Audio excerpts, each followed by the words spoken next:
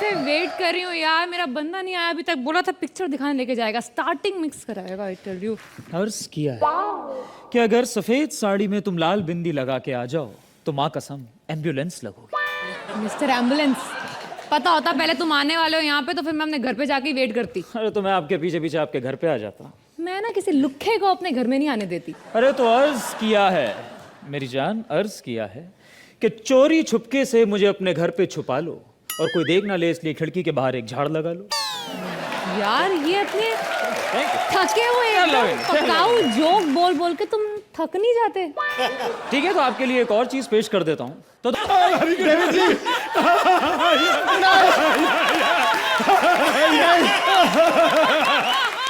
David जी आप क्या देख रहे हैं ना, ये तीनों हम लोग दोस्त हैं, लेकिन सच्ची में बाबा डेविड जी ने बिल्कुल सही कहा है कि हर एक दोस्त कमीना होता है, हर एक दोस्त कमीना होता है। बजाओ यार तुम लोग। वाह भाई वाह, जमाना बदल गया, दुनिया बदल गई, सब कुछ बदल गया। अगर कुछ नहीं बदला तो दो चीजें, एक पार्ले जी, दूसरी अर्चना जी। दोनों आज भी 2 रुपए की चाय में पिघल जाते हैं। और भी डेविड साहब, आपको देख के मेरे को अपने मोहल्ले का नंदू हलवाई याद आ जाता है, गोल मटोल हंसता खेलता। खैर मैं अपने बारे में बता दूं कि छज्जू की माँ जो थी वो मेरे को छोड़ के चली गई। पर खैर छज्जू की माँ, आज तू जिंदा होती तो अपने छज्जू की शादी धूमधाम से करती। मैंने देख कितना खर्चा बचाया, खाली अपने घर की खिड़की पड़ोसी के खिड़की की मुंह तर कर दी। आज उनकी बहू हमारे घर की बहू है। छज्जू इतना कमबख्त निकला, आजकल उससे 1 गिलास पानी भी मांगू तो उसमें भी नींद की गोलियां डाल के देता है मेरे को। अबे कमबख्त मारे, मेरे को तो पहले ही बड़ी नींद आती, मेरे को क्या सुला रहा है? लगता है फिर उसके कमरे में आ गया हूँ गलती से। आप लोगों को बैठे देखा तो आ गया, चलता हूँ। जानू जानू जानू, सारी मिमिक्री कर ले डेविड धवन को इम्प्रेस करने के लिए, हमारी सुहाग रात जाए भाड़ में। ना भाई, हम तो कैरेक्टर में आ चुके हैं, आप भी कैरेक्टर में आ जाइए। आओ हमारे पास आओ, आओ। हाय ये क्या हो गया तुमको? मैंने तुम्हें कितनी बार कहा है कि डांस करके जब स्टेज पर आते हो ना, एकदम से डायलॉग मत बोला करो, सांस फूलने लगती है, फिर आओ आओ करने लगते हो तुम। ना ना जिगर की छल्ली ना, हमारे पास आ जाओ। अब तो इस कमरे में हमारे तुम्हारे अलावा कोई है भी बेटा नहीं। छज्जू, बेटा छज्जू, पिताजी क्या दरवाजा नॉक करके अंदर नहीं आ सकते थे? दरवाजा नॉक करके आता, तुम लोग डिस्टर्ब ना हो जाते? वैसे भी मैंने आने से पहले छेद में से देख लिया था, सब ठीक है तभी आया हूँ। नजदीक की नजर वाला चश्मा नहीं मिल रहा, मैंने कहा हुआ इधर कहीं। हाँ हाँ ढूंढते हैं, चश्मा ढूंढते हैं पिताजी, ढूंढते हैं। ये तो आपने बेटा- चश्मा लगाया नहीं, आपको कुछ नहीं दिख रहा ना, ढूंढते नजर भी हैं। नहीं आता क्या? अरे है? पापा, चश्मा तो टेबल के ऊपर भी नहीं है। देखो इधर ड्रॉअर के पास देखना जरा। ड्रॉवर के पास? ओहो वहाँ भी नहीं है पिताजी, अलमारी के अंदर भी नहीं है। बेटा तेरे से नहीं मिलेगा, तू अलमारी मेरे हवाले कर, इधर हट, मैं ढूंढता हूँ। पिताजी आपको शर्म नहीं आती? बाप होकर अपने बेटे की अलमारी खोलने की कोशिश कर रहे हैं आप। निकल जाइए इधर से। हाँ निकल जाता हूँ, निकल जाता हूँ। अरे बात सुनो, ये लाइट वाइट बंद करो। 2 साल हो गए शादी को, अभी भी लाइट जला के पता नहीं क्या देखते रहते एक दूसरे में। शुक्र है गया बुड्ढा बार बार डिस्टर्ब करने आ जाता है। डिस्टर्ब करता है? मैं क्या बोली तू? डिस्टर्ब करता हूँ? अरे टाइम रहते तेरी सास को डिस्टर्ब ना किया होता मैंने, आज तेरे को डिस्टर्ब करने वाला पैदा ना होता, बढ़ जाए तू। हाँ ये बुड्ढा डिस्टर्ब करता है, बुड्ढा डिस्टर्ब करता है। बकवास बंद करो, आप जाओ यहाँ से और आप इधर आओ। आओ। मुझे कुछ कहा बेटा? कुछ नहीं कहा आपको पिताजी, कुछ भी नहीं, माँ कसम कुछ भी नहीं। वो तुम लोग क्या वो किसी विसी की बात कर रहे थे ना मन में, तो मेरे को याद आया मेरे दांत नहीं मिल रहे कहीं। दूसरी जोड़ी, एक काम करना, सुबह काम वाली आएगी ना कांता, उससे पूछना कहीं उसके मुंह में तो नहीं छूट गए। इस उम्र में इस तरह की बातें करते हुए आपको शर्म नहीं आती? अच्छा शर्मा निकाली, मेरे सारे काम वही करती है, मेरा क्या है? मेरे से ब्रश नहीं होता ना दांतों से, तो मेरे दांत निकाल के अपने मुंह में लगा के फिर करके वापस कर देती है।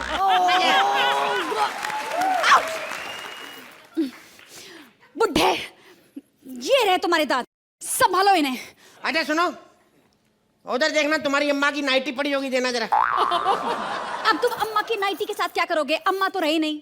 हाँ तो तभी तो मंगा रहा हूँ। अभी के नाइटी में तकिया देके उसको अपने पास बिठा लेता हूँ, लगता है तुम्हारी अम्मा बैठी हुई है। पिताजी अब अम्मा नहीं रही, हम लोगों को एंजॉय करने दो, आप जाकर अपनी उम्र वाले को परेशान करो। हाँ तो ठीक है, तू क्या समझता है हमारे यार दोस्ती नहीं है कहीं? शुक्र है बुढ़ा गया। हे भगवान तेरा लाख लाख शुक्र है बुढ़ा गया। मेरे को कुछ कहा बेटा? भाई अब क्रिकेट देखने आ जाएगा। बेटा बात सुनो। हाँ सुनो, अच्छा तुम लोग तो जवान हो, सारा उम्र तुम्हारे पास पड़ी हुई। सुनो, ये सुबह 4 बजे मैच आएगा क्रिकेट का, तो मुझे उठा देना। देख बुड्ढे, हम कोई मैच नहीं खेलने वाले, ना मैच देखने वाले हैं। जब तू जाएगा ना हम सो जाएंगे। तो फिर प्रॉब्लम क्या है? मैं भी बीच में सो जाता हूँ, मेरे को क्या है? तो हाँ मेरी हाँ सो जाओ। मैंने भी अगर तकिया तुम्हारे मुंह पे रख के तुम्हारी सांस ना रोक दी ना तो कहना। वाह बेटा वाह, जिस सांस से बचपन में तेरे लिए गुब्बारे फुला फुला के तुझे देता था, आज उसी सांस को छीनने की बात कर रहा है। वाह, भूल गया तू? अरे तुझे पाने के लिए कहां कहां मन्नतें नहीं मांगी हमने। 5-10 साल घुटने गिड़गिड़ाते रहे हम इधर उधर, फिर हमें किसी ने बताया 10 साल हो गए आपको मन्नतें मांगते मांगते, एक बार सुहागरात मना के भी देख लो। जा रहा हूँ, मेरे को कोई शौक नहीं तुम लोगों को डिस्टर्ब करने का। हाँ थैंक गॉड बुड्ढा गया। बैंड स्टैंड में ना पुलिस भी इतना परेशान नहीं करती जितना तुम्हारे घर में ये बुड्ढा परेशान करता है। बुड्ढे को सर चढ़ा रखा है, बाय गॉड।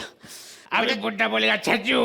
बेटा छज्जू मर गया छज्जे से कूद के छज्जू। देखा है तू कैसे बात कर रहा है अपने बाप से? ऐसी औलाद पैदा करने से तो अच्छा आदमी करवट लेके उस तरह मुंह करके सो जाए। कमीना कहेगा। पता नहीं इस बुड्ढे को तुमने सर क्यों चढ़ा रखा है। डार्लिंग वो क्या है ना, बुड्ढे ने बहुत सारा पैसा जोड़ के रखा है। हाँ हाँ मैंने देखा ना, आज 10 की नोट फटी हुई जोड़ रहा था। अरे वो बात नहीं, बुड्ढे के पास बहुत सारी हिडन प्रॉपर्टी है। हिडन कहाँ हाइड करके रखा है? कच्छे के अंदर। अरे वो बात नहीं, बुड्ढे के पास बहुत सारी जमीन है। हाँ तो जमीन के छोटे से टुकड़े में इसे भी दफन कर दो ना। पागल हो गई हो, दफन कर दो। अगर बुड्ढे को दफन किया उसका पेड़ उग गया तो इतने सारे बुड्ढों को कौन संभालेगा? बुड्ढे को छोड़ो, वो हमारा पास्ट है। चलो हम दोनों मिलकर ना अपना फ्यूचर बनाते हैं। एक प्यारा सा बच्चा पैदा करेंगे जो हमारे बुढ़ापे में ना हमारा सहारा बनेगा। और इस तरह 30 साल तक लगातार कोशिश करने के बाद कुछ नहीं हुआ। बुड्ढा रोज आता था, हमें परेशान करता था, लेकिन बुड्ढे को चश्मा नहीं मिलता था। एक दिन अचानक यमराज बुड्ढे का चश्मा लेकर आया और साथ में बुड्ढे को लेके चला गया। उस दिन बुड्ढे को चश्मा और हमें हमारे खानदान का वारिस मिल गया और आज उसकी उम्र पूरे 10 साल हो चुकी है।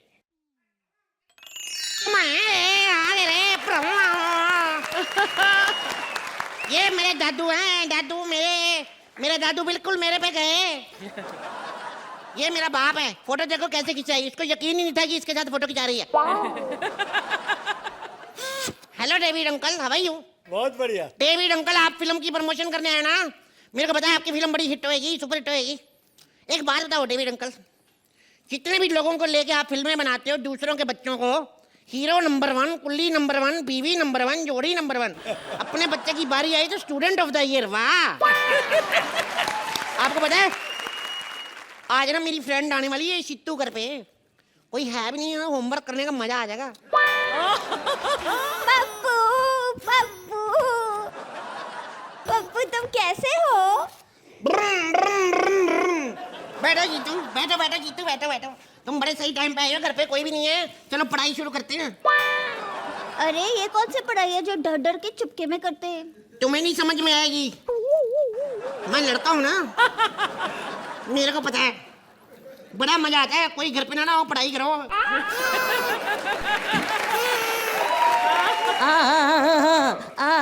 अरे एक मेरा चश्मा, माफ करना बेटा, मैंने तुम्हें डिस्टर्ब तो नहीं किया? नहीं बिल्कुल डिस्टर्ब नहीं किया, आपने तो हमें बहुत ज्यादा डिस्टर्ब किया। बुड्ढे कहीं के चश्मा ढूंढ रहे हो। जब मेरे दादाजी का चश्मा गुम हुआ था, तुम यहाँ पे अपनी वाइफ के साथ बैठे थे, तब मिला था चश्मा। नहीं मिला था। तो साले बुड्ढन, मैंने यहाँ माइक्रोस्कोप लगाया, मेरे को कहाँ से मिलेगा? चल निकल यहाँ से, बड़ी बेइज्जती करूंगा तेरी बुड्ढन कहीं का। पप्पू इसको छोड़ो, हाँ। हम चलो पिकनिक पे जाते हैं। तुम्हारे पास 500 रुपए है? 500 रुपये लगते हैं पिकनिक पे जाने के? हाँ। 500 रुपये नहीं है मेरे पास। एक तो फिर मिनट। जा रही हूँ मैं। पापा 500 रुपये दो ना। वाह वरघुरदार, अब पापा आज इतनी देर से बुड्ढा बोल रहा था, हाँ? मैं भी तुझे 500 रुपये नहीं देने वाला। मेरे भी मुंह से गलती से निकल गया था पापा, बुड्ढन तू भाई बुड्ढा। मेरी बात सुनो बेटा, क्या? मैं यहाँ अपना चश्मा ढूंढने नहीं आया हूँ बेटा। मुझे आज पता चला कि मेरे पिताजी भी चश्मा ढूंढने नहीं आते थे। उन्हें भी मेरी तरह अकेला फील होता था, अकेलापन उन्हें काटता था, इसलिए चश्मा ढूंढने के बहाने वो अपने बहू बेटे से बात करने आते थे बेटा। उस वक्त मैं उनकी बात को नहीं समझ पाया बेटा। पिताजी मुझे माफ कर दो पिताजी, मुझे माफ कर दो पिताजी। पप्पू मैं घर जा रही हूँ, दादाजी घर पर अकेले हैं। पता है किसी ने सही कहा है, you know, एक बाप ना 100 बच्चों को पाल लेता है, लेकिन 100 बच्चे ना मिलके भी एक बाप को नहीं पाल पाते। मैंने तो सबको एक ही बात कहूंगा, कभी अपने माता पिता की बेइज्जती ना करो, हमेशा अपने दादा दादी की इज्जत करो, उनसे बड़ा कोई नहीं है। इस बंदर की शक्ल देख के पता चली जाएगा आपको। चल बे उठ के सॉरी बोल दोबारा।